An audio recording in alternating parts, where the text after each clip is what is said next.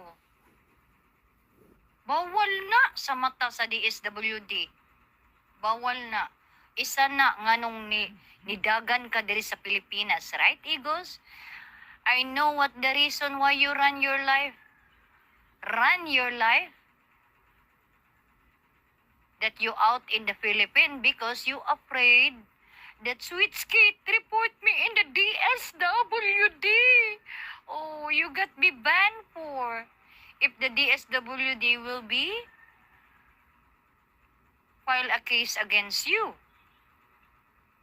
Right, Igos? Mabangid ka.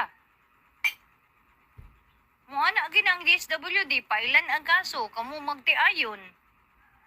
Isa pa, anaara ba na sa kuan nga, pailan og kaso. Da tapos, kuhaon pagid ng bata nga didto ibutang sa kanang ingon nila nga, kanang sa kauban na kalinga.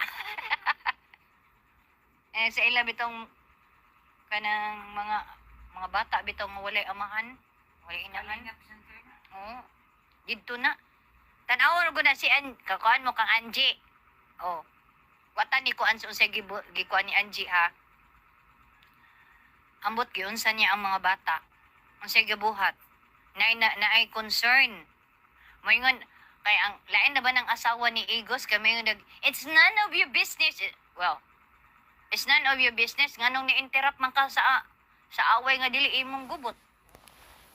Nganong imo mang gi-spoil di imong bana. Nganong nag-apil-apil man pug ka kung tinuod ka nga di ka ganaha gubot be, abebe?